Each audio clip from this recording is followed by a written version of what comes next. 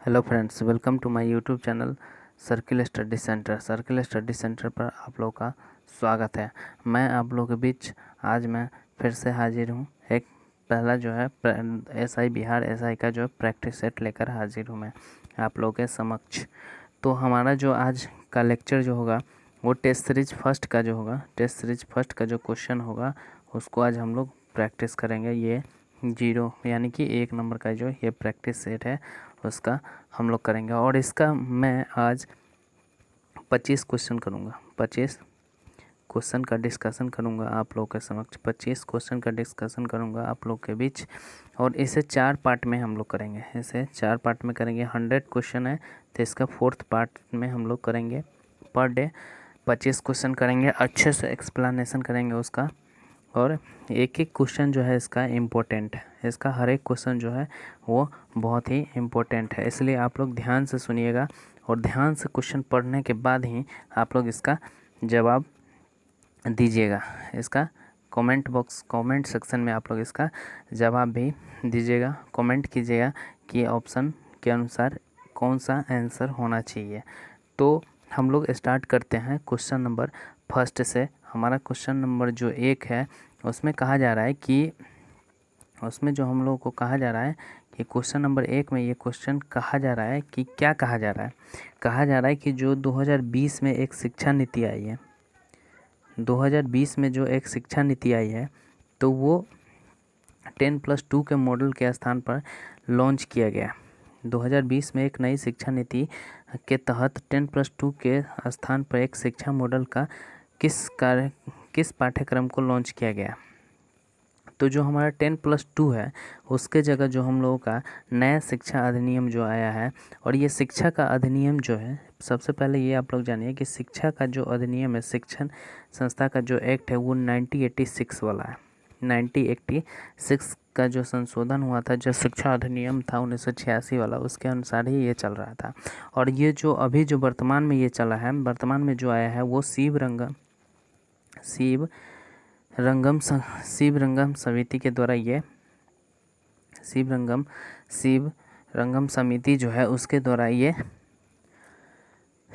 शिक्षा नीति के नया मॉडल लॉन्च किया गया। शिक्षा नीति का नया मॉडल लॉन्च किया गया। तो ये 10+2 को नए मॉडल के अनुसार लिखा गया है 5+3+3+8।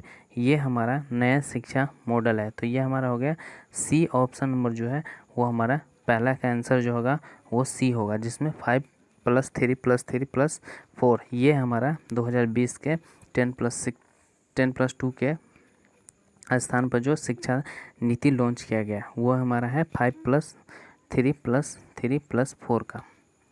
अगला क्वेश्चन है हमारा G7 का सदस्य इसमें भारत है या नहीं। इसमें पूछा जा रहा है कि G7 के सदस्य में, G7 की जो सदस्यता है उसमें भारत का स्थान है या नहीं। तो G7 में भारत की सदस्यता नहीं है। G7 जो है, G7 एक संगठन है जिसमें भारत इसका सदस्य नहीं है। तो इससे अगर हम लोग याद करेंगे, इसमें 7 सदस्य हैं। गर्लफ्रेंड को GF को जूस पिलाना से याद रखेंगे। इसे हम लोग याद रखेंगे। तो जी से जो होता है वो जर्मनी होता है, और एफ से जो होता है वो फ्रांस होता है। जी से जर्मनी और एफ से फ्रांस। उसके बाद जे से जापान हो जाता है, यू से यूके हो जाता है, आई से हो जाता है इंडोनेशिया, और सी से जो हो जाता है हमारा, सी से जो हो जाता है वो हो जाता है हमारा सी से हो जाता है वो चाइना। सी से हमारा हो जाता है चाइना, और ई से हो जाता है इंग्लैंड। यू से होता है USA, यू से हो जाता है यूनाइटेड स्टेट ऑफ अमेरिका। यानी कि G7 के जो सदस्य है वो 7 है। G7 के जो सदस्य है वो 7 है। वो है जर्मनी, फ्रांस, जापान, USA, उसके बाद है ये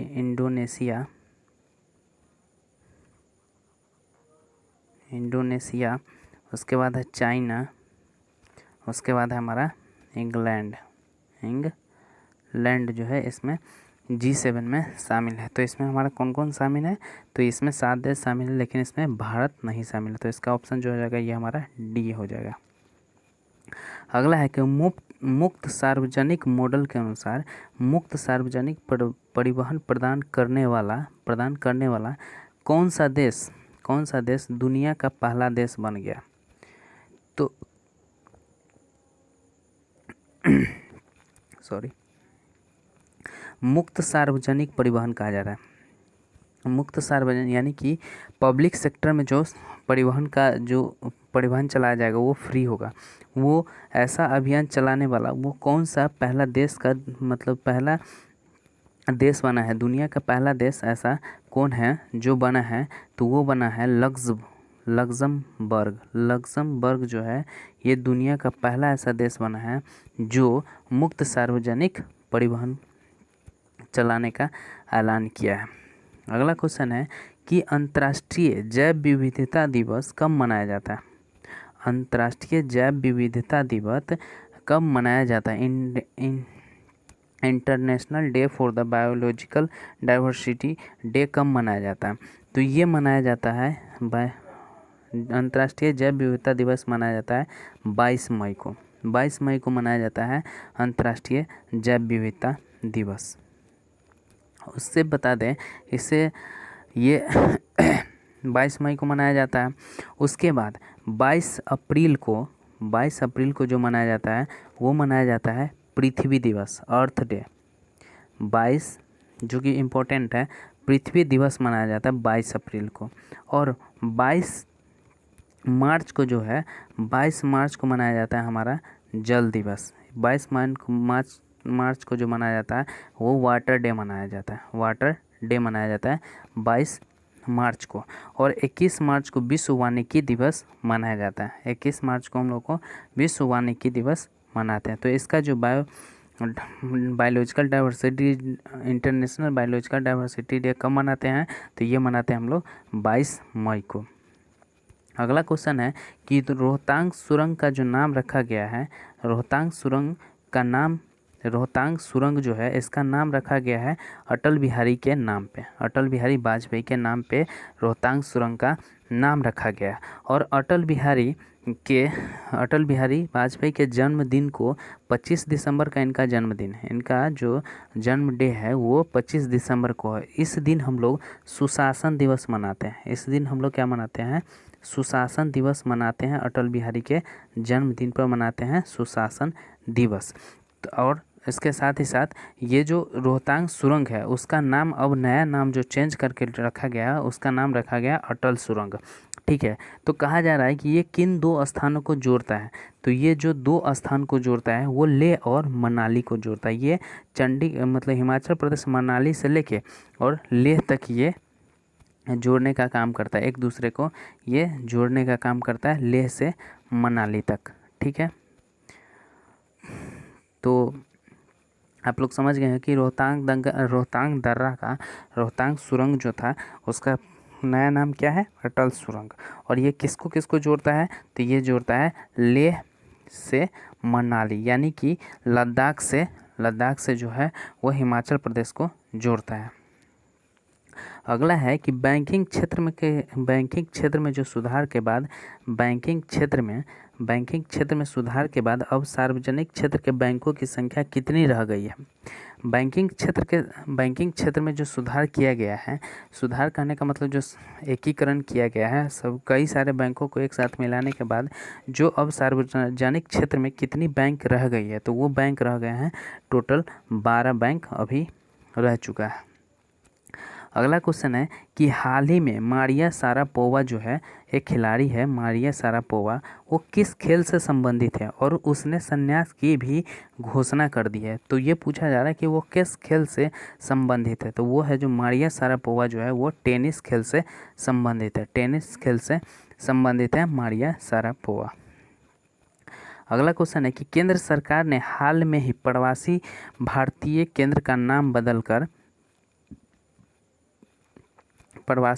केंद्र का जो नाम है उसका नाम बदलकर किस नेता के नाम पे इसका नाम रखा है। तो सबसे पहले जानते हैं कि ये जो प्रवासी दिवस मनाया जाता है, भारत में जो प्रवासी दिवस मनाया जाता है वो 9 जनवरी को मनाया जाता है। 9 जनवरी को मनाया जाता है भारत में प्रवासी दिवस, क्योंकि 9 जनवरी 1915 ईस्वी को 9 जनवरी 1915 ईस्वी को भारत मतलब साउथ अफ्रीका से कौन वापस आया था? तो ये आए थे महात्मा गांधी। महात्मा गांधी जी जो थे उन्होंने दक्षिण अफ्रीका से 9 जनवरी 1915 ईस्वी को भारत आए थे। उसके आने के तिथि पे ही भारत में प्रवासी दिवस मनाया जाता है। और प्रवासी दिवस मनाया जाता है, प्रवासी दिवस जो केंद्र पूछा जा रहा है भारत में, प्रवासी दिवस केंद्र का जो नाम है वो बदल कर किस नेता के नाम पे रखा गया है? तो ये सुषमा स्वराज भवन रखा गया है। प्रवासी भारतीय केंद्र का जो नाम रखा गया है वो सुषमा स्वराज भवन रखा गया है। अगला क्वेश्चन है, मेरा इंडिया के तहत मेरा इंडिया अभियान के तहत कब तक मलेरिया उन्मूलन का लक्ष्य रखा गया है? तो मलेरिया उन्मूलन का जो लक्ष्य रखा गया है, भारत से मलेरिया उन्मूलन का जो लक्ष्य रखा गया है वो कब तक समाप्त किया जाएगा? तो ये किया जाएगा हमारा जो है कि 2025 में। क्या किया जाएगा? वो टीबी का है। टीबी हारेगा और देश जीतेगा। टीबी हारेगा और देश जीतेगा, ये हमारा है 2025 तक। ये जो है हमारा वो 2025 तक। और मलेरिया का जो है, मलेरिया उन्मूलन का है, मेरा इंडिया अभियान के तहत मलेरिया का जो उन्मूलन किया गया है वो किया गया है 2030 तक। और 2025 में किसका है? तो ये है टीबी का, जो कि भारत में टीबी हारेगा और देश जीतेगा उन्मूलन है। तो इसका ऑप्शन आंसर जो हो जाएगा वो 2030 हो जाएगा। अगला क्वेश्चन है कि प्रधानमंत्री जब यानी कि नरेंद्र मोदी जी अपने दूसरे कार्यकाल में, यानी कि 2020 का जो चुनाव हुआ था, लोकसभा का चुनाव के बाद, ये पहली विदेश यात्रा किस देश के लिए किए थे? पहली विदेश यात्रा किस देश के लिए किए थे? तो वो किए थे मालदीव के लिए। ये जो किए थे वो मालदीव के लिए किए थे। लोकसभा का जो चुनाव हुआ था 2020 में, लोकसभा का जो चुनाव हुआ उसमें दूसरे कार्यकाल में जब प्रधानमंत्री अपने प्रधानमंत्री पद का शपथ ग्रहण कर लिए, उसके बाद ये विदेश यात्रा पे सबसे पहले मालदीव गए थे। अगला क्वेश्चन है कि 11 नंबर क्वेश्चन है कि रणजी के फर्स्ट सत्र में, रणजी ट्रॉफी जो होता है वो क्रिकेट से रिलेटेड है। ये जो रणजी ट्रॉफी जो है ये किस खेल से रिलेटेड ट्रॉफी है? तो ये है जो हमारा क्रिकेट खेल से रिलेटेड है, क्रिकेट खेल से संबंधित है। तो इसमें कहा जा रहा है कि फर्स्ट क्षेत्र में जो सर्वाधिक विकेट लेने का रिकॉर्ड किसके नाम है? तो आशुतोष अमन के नाम है। आशुतोष अमन के नाम है ये सर्वाधिक विकेट लेने का रिकॉर्ड। और जसप्रीत बुमराह और कुलदीप यादव, ये जो है भारतीय इंडियन टीम के, यानी इंडियन इंटरनेशनल, भारत के जो है इंटरनेशनल प्लेयर है। ये भारतीय टीम के दोनों बॉलर हैं, जसप्रीत बुमराह और कुलदीप यादव। आशुतोष अमन जो है रणजी ट्रॉफी के फर्स्ट सत्र में, यानी कि फर्स्ट सीजन में सबसे ज़्यादा विकेट लेने का रिकॉर्ड बनाया है। कौन बनाया है? तो ये बनाया है हमारा Ashutosh Aman, option number B. अगला क्वेश्चन हम लोग देखते हैं 12 नंबर क्वेश्चन क्या है कि किस राज्य में, कहा जा रहा है कि किस राज्य में हाल ही में FIR आपके द्वार योजना की शुरुआत की गई है? FIR आपके द्वार योजना की शुरुआत जो की गई है ये किस राज्य से की गई है? किस राज्य से की गई है? तो ये जो की गई है FIR जो योजना है वो मध्य प्रदेश राज्य से इसकी शुरुआत की गई है। मध्य प्रदेश जो है इसके द्वारा ही FIR योजना की शुरुआत की गई है।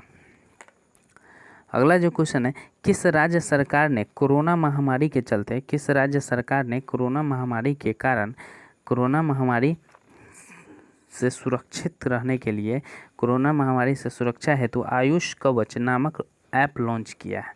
आयुष कवच नामक एक ऐप लॉन्च किया है। तो आयुष कवच नामक एक ऐप लॉन्च किया है, तो ये किया है उत्तर प्रदेश। ये कौन किया है? ये किया है उत्तर प्रदेश। और कोरोना से संबंधित एक और ऐप है आरोग्य सेतु। आरोग्य सेतु जो ऐप है इससे भी ये पता चलता है कि आपके आसपास का जो इलाका है वो कोरोना के कितने मरीज़ है, या आपके आसपास 1 किलोमीटर के रेंज में जो है कोरोना के मरीज़ है या नहीं। इससे ये पता चलता है इस एप्लीकेशन के द्वारा। तो ये जो है कोरोना महामारी से सुरक्षा हेतु आयुष कवच एक ऐप लॉन्च है। आयुष कवच नामक एक ऐप लॉन्च किया गया है, वो किया गया है उत्तर प्रदेश सरकार के द्वारा। तो किसके द्वारा किया गया है? ये किया गया हमारा यूपी सरकार के द्वारा, आदित्यनाथ योगी के द्वारा ये किया गया है। अगला क्वेश्चन है मददगार हेल्पलाइन हाल में ही, मददगार जो हेल्पलाइन है वो हाल ही में खबरों में थी। मददगार हेल्पलाइन द्वारा के द्वारा चलाई गई थी। तो मददगार हेल्पलाइन एक योजना है जिसके द्वारा लोगों को हेल्प किया जाता है। तो ये लोगों को हेल्प किया जाता है। तो ये किसके द्वारा चलाया गया था? दिल्ली पुलिस के द्वारा चलाया गया था, या भारतीय सेना के द्वारा चलाया गया था, या केंद्रीय औद्योगिक सुरक्षा बल के द्वारा चलाया गया था, या CRPF यानी सेंट्रल रिजर्व पुलिस के द्वारा चलाया गया था? तो ये मददगार हेल्पलाइन योजना जो चलाया गया था वो चलाया गया था CRPF के द्वारा। CRPF central reserve police force के द्वारा ये चलाया गया था मददगार हेल्पलाइन योजना। तो इसका आंसर जो होगा ये हो गया C नंबर। अगला क्वेश्चन है निम्नलिखित में से किस राज्य में देश का पहला स्मॉग टावर स्थापित किया गया? पहला स्मॉग टावर जो है वो किस राज्य में स्थापित किया गया? पहला स्मॉग टावर जो है किस राज्य में स्थापित किया? तो ये स्मॉग टावर जो प्रदूषण से रिलेटेड है, तो वो सबसे पहले कि पॉल्यूशन जो सबसे ज़्यादा है भारत में, सबसे ज़्यादा पॉल्यूशन किस केंद्र शासित प्रदेश में है? किस केंद्र शासित प्रदेश में है? तो वो जो है हमारा दिल्ली प्रदेश जो है हमारा, वो प्रदेश है हमारा दिल्ली जो है वो सबसे ज़्यादा पॉल्यूशन इलाका वाला केंद्र शासित प्रदेश है। तो ये सबसे ज़्यादा, तो वहीं पे हमारा जो पहला देश का जो पहला स्मॉग टावर जो है स्थापित किया गया है वो किया गया है दिल्ली में किया गया है। अगला क्वेश्चन है कि हाल ही में काला पानी क्षेत्र का जो मुद्दा है, तो ये ये मुद्दा जो खबरों में थी अभी, तो वो किस किस के बीच का ये मुद्दा है? ये किस किस के बीच का मुद्दा है? तो सबसे पहले ये जान लेते हैं कि काला पानी जो क्षेत्र है वो एक नदी है। काला पानी जो है एक नदी है जिसे शरावती के नदी के नाम से भी जाना जाता है नेपाल में। तो और ये जो मुद्दा उखड़ा था ये भारत और नेपाल के बीच का ये मुद्दा था, भारत और नेपाल के बीच में मुद्दा था। तो ये मुद्दा क्या हो गया? भारत और नेपाल हो गया। उसके बाद अगला क्वेश्चन है बिग बैंग सिद्धांत निम्नलिखित के उद्भव की व्याख्या करता है। मतलब बिग बैंग जो थ्योरी है वो उद्भव किसका व्याख्या करता है? वो तो बिग बैंग जो थ्योरी है वो ब्रह्मांड की व्याख्या करता है। साथ ही साथ इसमें स्पष्टीकरण ये करता है कि बेल्जियम के द्वारा ही खगोल एवं पादरी जॉर्ज लेतेमर ने इसका सिद्धांत दिया था। यानी बिग बैंग का जो सिद्धांत देने वाला आदमी जो था वो था बेल्जियम था, और जो दूसरा था वो था जॉर्ज लेतेमर वो किसका सिद्धांत दिए थे? तो बिग बैंग का थ्योरी दिए थे। ठीक है। और इससे ब्रह्मांड के बारे में बहुत सारी जानकारियाँ मिलती है। और इस सिद्धांत के अनुसार ही ये पता लगाया गया था कि अरबों साल पहले एक घनीभूत अवस्था में यह एक बिंदु के रूप में था। ब्रह्मांड जो था वो अरबों साल पहले एक घनीभूत अवस्था में एक बिंदु के रूप में था, जिसे वैज्ञानिकों ने इसे ढूंढा, और इस वैज्ञानिकों ने इन्हें विलक्षण बिंदु का भी इसे नाम दिया था। और साथ ही साथ इस बिंदु का जब विस्फोट हुआ था, यानी कि दो प्लेट को टकराने, एक प्लेट था, उस प्लेट में ज़्यादा गर्मी होने के कारण ये प्लेट जब विस्फोट करता है तो ये आपस में विस्फोट करने के बाद इसका विस्तार होता है। विस्तार होने के बाद ही विस्तार हुआ इस दोनों प्लेट का, जब टूट कर दो प्लेट बन गया था, उसके साथ ही इसमें जो बिग बैंग थ्योरी जो था वो फेल हो गया था। और ये फेल हो गया था। तो इसीलिए उसके बाद जो 1948 से इसमें ब्रह्मांड उत्पत्ति का जो अस्थाई सिद्धांत आया था, वो सिद्धांत था दोलायामान सिद्धांत। दोलायामान सिद्धांत जो था, जो बाद में जो सिद्धांत आया था वो था दोलायामान सिद्धांत। दोलायामान सिद्धांत जो था यह अस्थायी तौर पे था, और बिग बैंग जो थ्योरी था वो प्लेट टूटने के बाद ये थ्योरी फेल हो गया था, अस्वीकार कर दिया गया था, यानी कि ये मान्य नहीं था। तो इसका आंसर हो गया सी। अगला क्वेश्चन है कि सूर्य की परिक्रमा के दौरान पृथ्वी से न्यूनतम दूरी पर होती है। सूर्य की परिक्रमा के दौरान सूर्य जब परिक्रमा करता है तो पृथ्वी सूर्य से कितना दूरी पर होता है? पृथ्वी सूर्य की जब परिक्रमा करता है तो वो कितना दूरी पर होता है? तो वो जनवरी के माह में सबसे नज़दीक में होता है। जनवरी के माह जो होता है, 3 जनवरी के महीना में वो पृथ्वी और सूरज के बीच में जो होता है वो न्यूनतम दूरी होता है, उसे हम लोग उपसौरिक कहते भी हैं। इसे हम लोग इस न्यूनतम दूरी, सूर्य और पृथ्वी के बीच में जो न्यूनतम दूरी होता है उसे हम लोग फेरिहेलोन कहते हैं या उपसौरिक भी कहते हैं, ठीक है। और ये जो होता है वो 3 जनवरी के आसपास में होता है।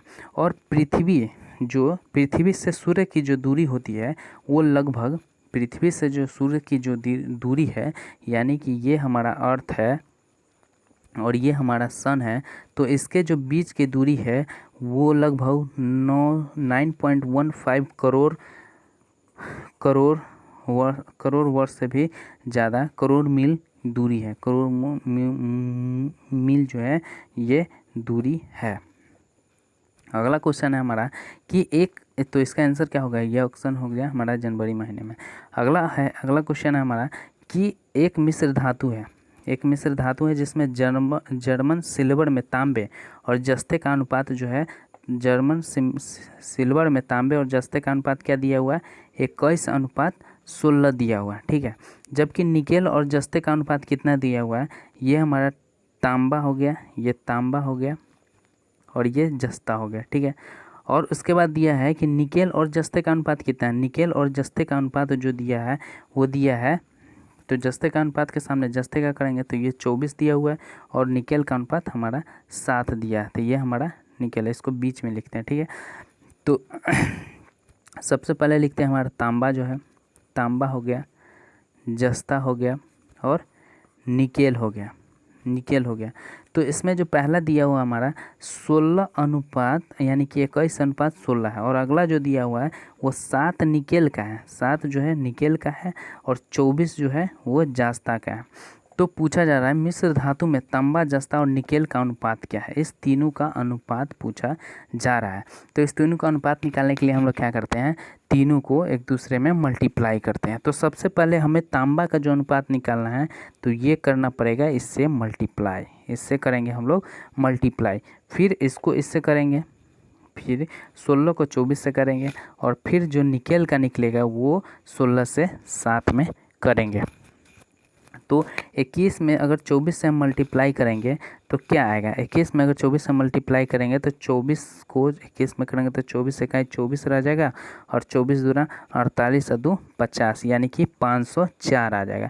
उसके बाद 16 से करेंगे तो 16 चौका 64, 16 चौका 64 और 16 दूना 32 अच्छो 38, 384 आ जाएगा, और 16 सते 112, 16 सते क्या होता है?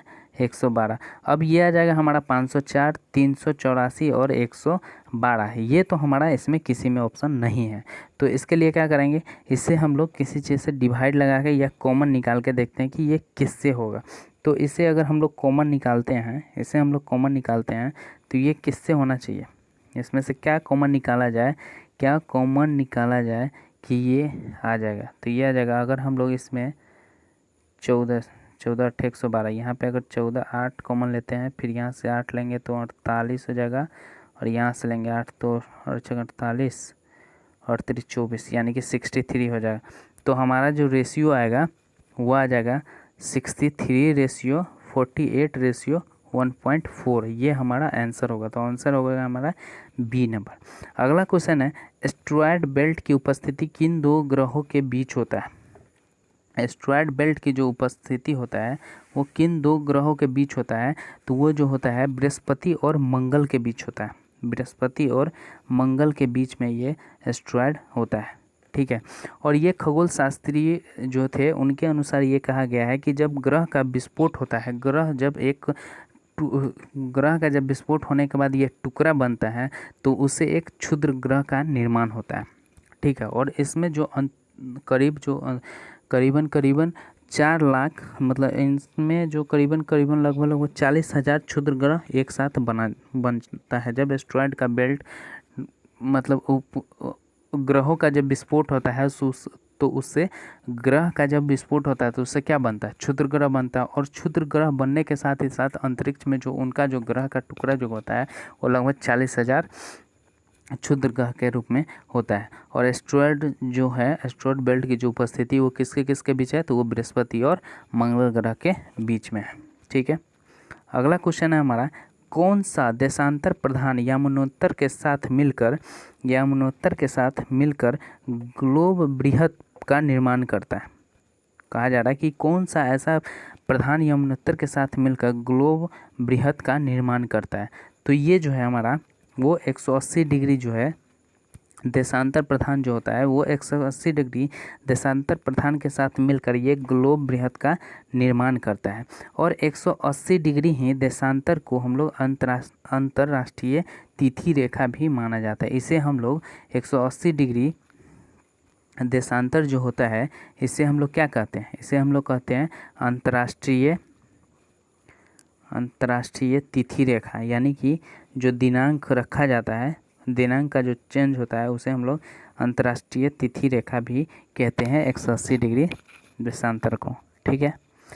अगला क्वेश्चन है हमारा, ये हो गया। अगला क्वेश्चन है, संचार उपग्रहों में पृथ्वी के स्टेशन से सिग्नल ग्रहण करके विभिन्न दिशाओं में भेजने वाला यंत्र को हम लोग क्या कहते हैं? तो कहा जा रहा है इसमें कि पृथ्वी से ऊपर अगर उपग्रह में कोई भी स्टेशन स्थापित किया जाता है तो उस स्टेशन से जो भी सिग्नल जो मिलता है वो कई सारे क्षेत्रों में फैलाया जाता है।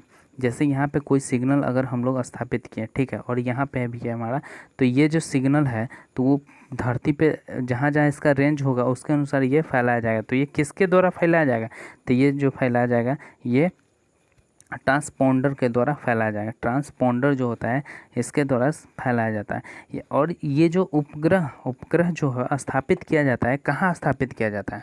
किसी भी उपग्रह में जो स्थापित किया जाता है वो तो उस जगह का नाम जो होता है वो आयन मंडल होता है। आयन मंडल में ही उपग्रह को स्थापित किया जाता है। आयन मंडल में ही उपग्रह को स्थापित किया जाता है ताकि इसका जो संचार प्रणाली होता है उससे मजबूत हो जाता है, ठीक है। और ट्रांसफार्मर जो होता है वो एक विद्युत चुम्बकीय सिद्धांत पर कार्य करता है जो कि एसी वोल्टेज को मतलब कि डायरेक्ट करंट को अल्टरनेट करंट में चेंज करता है। ये हमारा ट्रांसफार्मर का काम है। अल्टरनेट करंट को क्या करता है कि वोल्टेज में भी इसको पास करता है। और डायोड जो होता है वो अल्टरनेट को हम लोग डीसी यानी कि अल्टरनेट करंट को डायरेक्ट करंट में बदलता है, ये कहलाता है डायोड। और ट्रांसफार्मर जो होता है ये अल्टरनेट करंट पास करता है। तो इसका आंसर जो हो गया वो पॉन्डर हो गया। भूपट्टी पर द्रव्यमान प्रतिशत के रूप में कौन सा एक सर्वाधिक मात्रा में पाया जाता है? तो सर्वाधिक मात्रा में भूपट्टी पर कौन सा पाया जाता है? तो सबसे पहले बता दें कि ऑक्सीजन गैस है। ऑक्सीजन जो है वो सराउंडिंग में लगभग 22% के आसपास में है हमारा ये। और सर्वाधिक मात्रा में पूछा जा रहा है कि कौन सा पाया जाता है, तो ये हमारा जो है लगभग 46% के आसपास में 46.08 के परसेंट में ये पाया जाता है। और भूपटल पर जो ऑक्सीजन का जो मात्रा है वो 46.08 यानी कि इतना परसेंट है। और सिलिकॉन का जो परसेंटेज है वो 27.72% है, 27.72% है। और इसका जो परसेंट है वो 27.72% है। और भूपट्टी पे जो द्रव्यमान प्रतिशत के रूप में देखा जाए तो सर्वाधिक मात्रा में कौन पाया जाता है? ये पाया जाता है ऑक्सीजन। और इसका जो प्रतिशत है वो 46.08% है।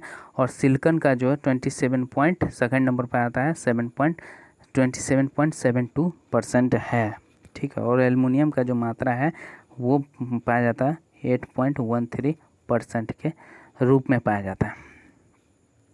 ठीक है। तो इसका जो आंसर हो गया वो हो गया हमारा बी नंबर। अगला क्वेश्चन है हमारा कि 24 नंबर जो क्वेश्चन है हम लोग करते हैं, निम्नलिखित में से कौन घास का मैदान नहीं है। तो कौन घास का मैदान नहीं है, तो सेल्वास, लानोस, स्टेपिस और डाउन्स, ये सब जो है वो निम्नलिखित में पूछा जा रहा है कि घास का मैदान कौन सा नहीं है। तो लानोस जो है घास का मैदान है, स्टेपिस घास का मैदान है, डाउन्स भी घास का मैदान है, और सेल्वास जो है ये घास का मैदान नहीं है। ये सवाना जो है ये घास का मैदान है, घास का मैदान है। सवाना जो है कहाँ का है घास का मैदान, तो ये अफ्रीका का है, अफ्रीका का है। ठीक है। उसके बाद लानोस जो है वो कोलंबिया, लानोस घास का मैदान जो है वो कोलंबिया का है, यानी कि वेनेजुला, कोलंबिया या वेनेजुला का ये घास का मैदान है। लानोस जो है कहाँ का घास का मैदान है,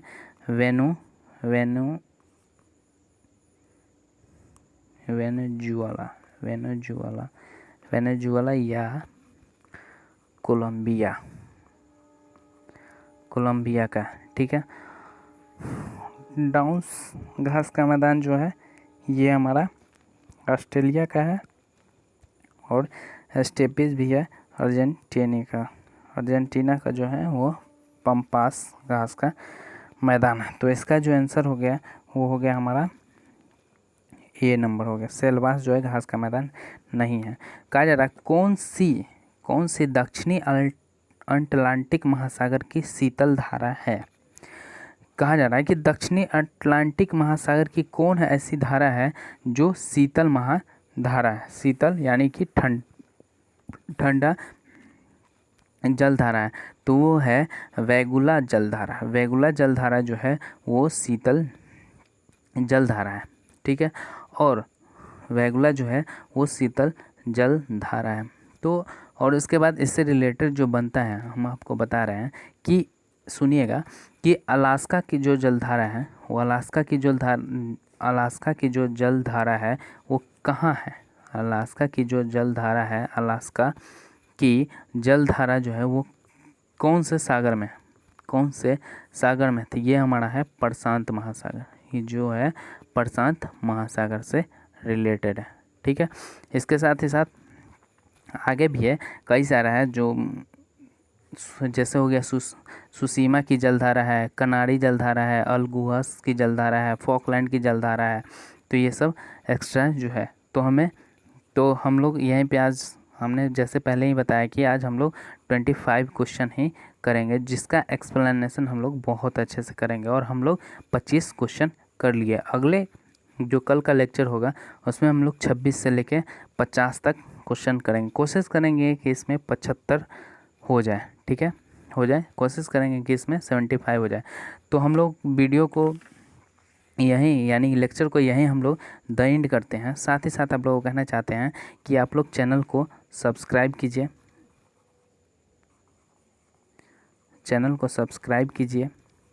और ज़्यादा से ज़्यादा दोस्तों में शेयर कीजिए, लाइक कीजिए। साथ ही साथ वीडियो कैसा लगा ये कमेंट करके ज़रूर बताइएगा कि वीडियो आप लोगों को कैसा लगा। ठीक है। तो हम लोग वीडियो को यहीं द एंड करते हैं। तो लेते हैं आप लोगों से अलविदा, बाय बाय, टेक केयर। अपना और अपने माता पिता का ख्याल रखिएगा।